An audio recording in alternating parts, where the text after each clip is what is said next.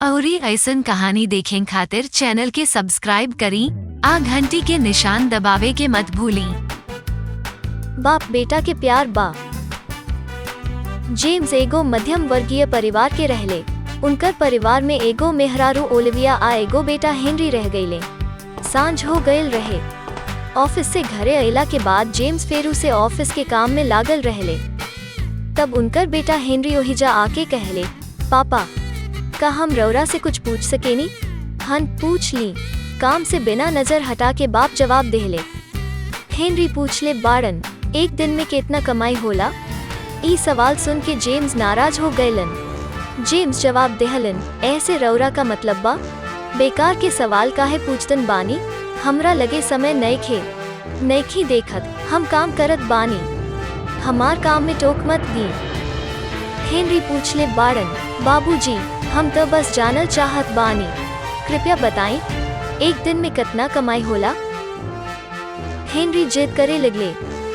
500 रुपया के बाबूजी जवाब देके काम पर आ गईले। ओह, बेटा मुड़ी झुका के कुछ सोचे लागल। तब वो अपन माथा उठा के कहले, बाबू रउआ हमरा के 200 रुपया उधार दे सकेनी। ई सुन के जेम्स के गुस्सा आ गए। जेम्स हेनरी से कंधा झटक के कहले, अच्छा यही से तू हमरा से हमार तनख्वाह पूछतन रहलू? कवनो खिलौना भा कवनो फालतू चीज खरीदे के पड़ी। अब चुपचाप अपना कमरा में जा, आसुत जा। खाली तोहार हर फालतू मांग के पूरा करे खातिर हम इतना मेहनत करके पैसा ना कमाएनी। हेनरी के चेहरा गिर गयल। भारी भरकम कदम उठा के वो वहाँ से निकल गईले। कुछ समय तक जेम्स हेनरी के बात पर नाराज रहले, फिर उनका काम पर लाग गईले। जब तक काम खत्म हो गईल तब तक उनकर गुस्सा खत्म हो गईल रहे। अब उनका हेनरी के प्रति अपना व्यवहार पर दया आवे लागल। जेम्स सोचे लगले कि शायद हेनरी के सचमुच कवनो महत्वपूर्ण काम खातिर पैसा की जरूरत बा।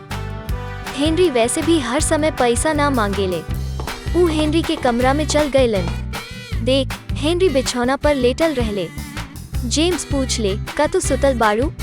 हेनरी तुरते उठ के बैठ गईलन आ कहले, ना पापा हम जागल बानी। बेटा काम के चलते हम परेशान रहनी। हमरा काम के गुस्सा तोहरा पर निकल गयल। हमरा तेहरा से नाराज ना होके के चाहत रहे।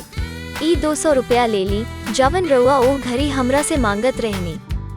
बेटा के बगल में बैठ के बाप कहले, धन्यवाद पापा के बा। बेटा हंस गयल।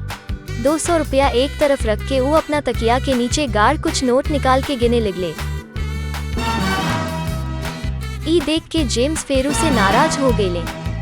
वो खिसिया के कहले, जब तोहरा लगे पहले से पैसा रहे त तू अउरी पैसा काहे मांगते रहलू? काहे कि हमरा लगे सब पैसा ना रहे पापा, अब हमरा लगे बा।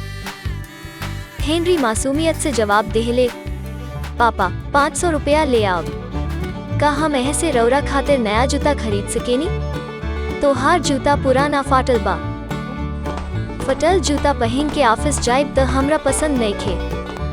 काल्हू जल्दी घरे आ जा, हम तोहरा खातिर नया जूता खरीदल चाहत बानी। हेनरी के बात सुन के पिता स्तब्ध हो गईले। कहानी के नैतिकता के बारे में बतावल गयल बा।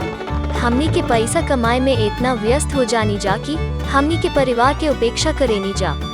हमनी के लगे अपना परिवार अवोरी प्रियजन के संगे बितावे के समय नइखे। समय धीरे धीरे हमनी के हाथ से फिसल रहल बा। आ बीतल समय कबो वापस ना आवला। एगो ऑफिस से निकलेला, फिर दोसर विकल्प आवला, लेकिन परिवार के कवनो प्रतिस्थापन नइखे। अपना परिवार के महत्व दी।